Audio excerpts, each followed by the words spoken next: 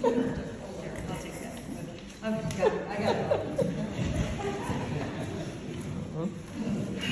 Go, Mama. Okay. I have to tell you, I haven't slept for 2 nights, okay? This is worse than the festival. Like, okay, the state has to get here. But,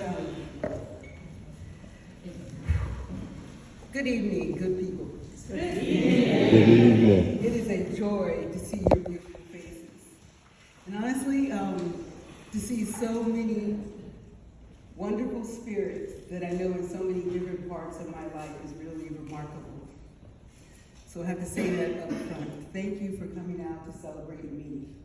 I'm usually celebrating others, so it feels a little bit surreal, like I'm in this altered state right now, seeing all your really beautiful, magnificent, incredible faces. But I have a message today that I want to share with you. I have to say first, thank you. Thank you for the recognition. It's been a long haul, and I appreciate every single thing that's happening today. When Jeannie called me about this award, I had to take a moment. You see, I was in the trenches doing the dirty, detailed work nonprofit leaders do, where you're in that work grind with a due date that means you must deliver. Many of you know what that feels like, don't you? All of this at the time when today's political climate is hell-bent on erasing those who look like me from the historical landscape. This is not an easy time. I've been a person who's often asked, why do I care so much? Why do I always think about others? Why does it matter so much to me to serve? And how does it benefit me in the long run? And mostly, why are you so damn particular?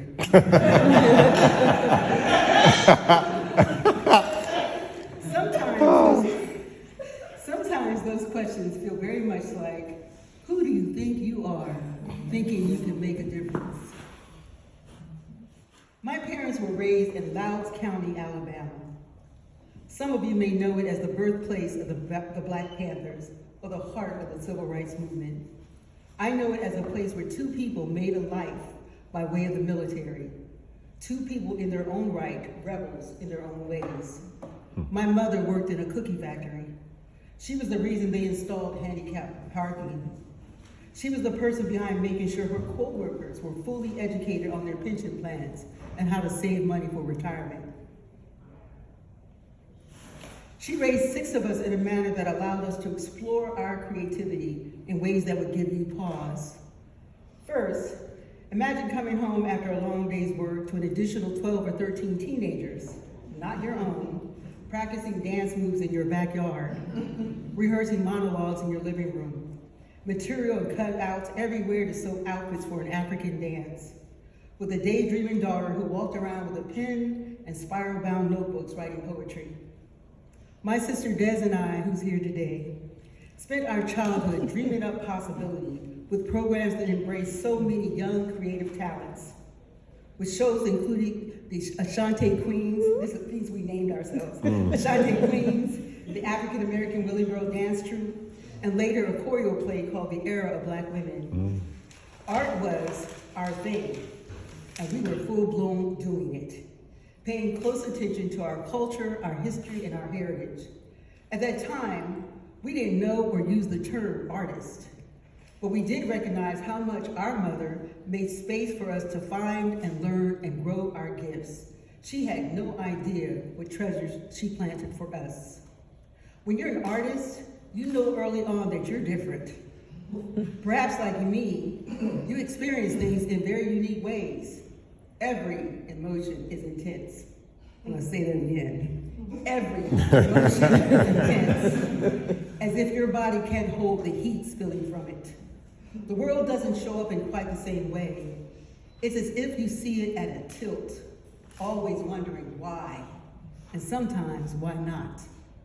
Curiosity becomes your familiar, and it will drive your work the rest of your days. Fast forward many years later, with my keeper of secrets for 73 years, my dear partner and husband, Al Dupree, who still ponders the wife as artist. the creative as writer, the activist and advocate as challenger, who also wonders how many books can she read or own? How many ideas can she bring to fruition? How many ways can she split herself showing up this way and that?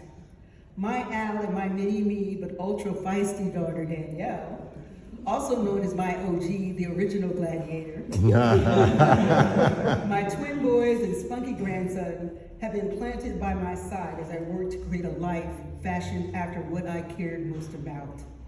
Passion has no boundaries when you believe in the power of people, when you see them not always recognizing their own gifts, not always walking with the full understanding of what they can give to the world, but you see the gifts in them, you see what's possible, and you want it for them as much as you want it for yourself.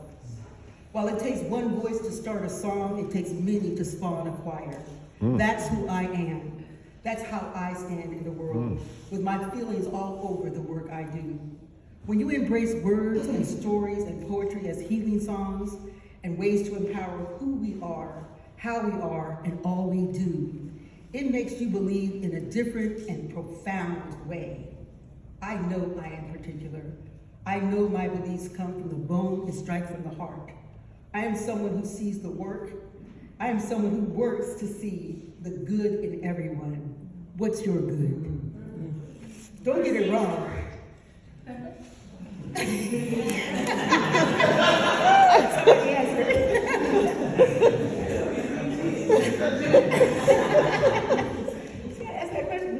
Don't get it wrong. It ain't always pretty fighting for a cause. Standing for something you believe in or people you want to believe in. Working to make a difference when a small part of you wonders, will they ever know what's been done on their behalf? Will it even matter? In fact, catch me on a grant deadline.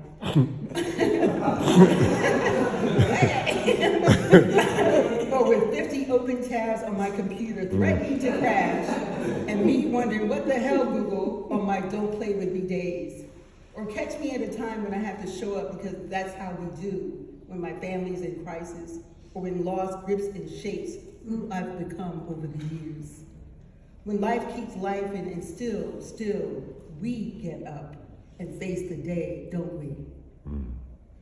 Receiving this award makes me champion the idea that there are so many artists like me working feverishly, doing good, serving others. Some of them are right here in this room, in whatever manner they choose, behind the scenes or on the front lines.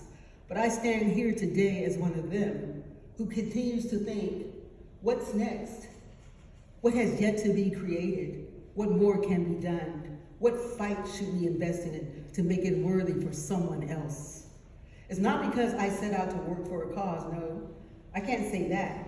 Or more so that I live in the space that says, if the opportunity presents itself, get to work, make a difference, deliver the goods you got. Imagine if we all did our part, showing up with our gifts, especially now. If you are gifted in such a way that feeds a need or fits a need, step up. Who are you to remain quiet or restless without duty? I deeply value the organization I work for, CityLit Project and Screaming Maternal, and all that they stand for. Raising it this small but fierce literary nonprofit over these 9 years has been tough. It is not for the faint of heart, but I remain thankful, mostly for the remarkable people I have come to know and to cherish. I'm equally thankful for my board, my leadership council, my staff. I'll say it again, my staff.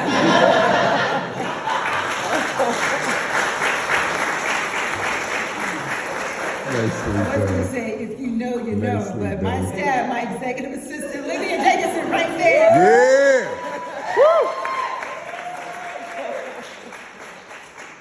I'm Shannon Effinger in New York, remotely working as a grant writer. And my boss, executive assistant Jacobson, Lillian, you've been the best blessing this year for this festival that I put on.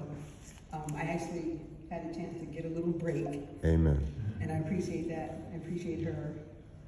I equally value the esteemed leaders I have learned from and who have been guiding me in the arts and philanthropy community, and members of the Greater Baltimore Cultural Alliance, the Maryland Citizens for the Arts, Maryland Arts Council, National Assembly of State Arts Agencies, and all of the creative institutes who elbowed me to their tables, who taught me, who grew me. And least we forget those who grew me by way of working to reduce me. I value that experience too. But if you know anything about me, you know what will subtract you will absolutely grow you. Yes, I may get angry, and some folks have been raised, but there's no need to get back, is there? There's no need to get even. And what I do is I get ready. Okay?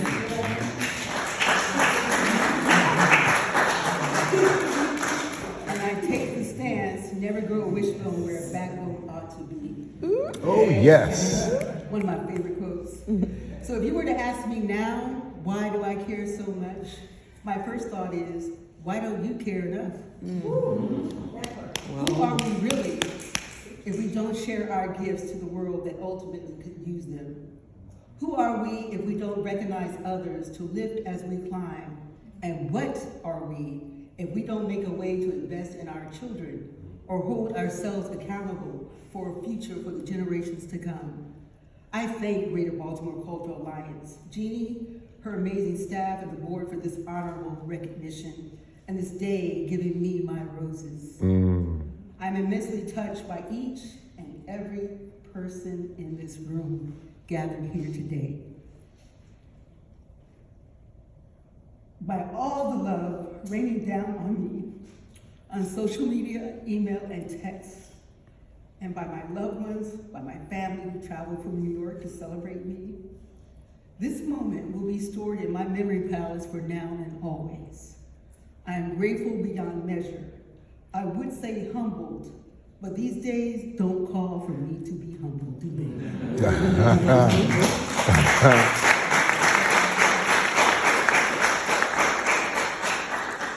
These days, they call for me, they call for us to be ready to do what we are gifted to do. Thank you.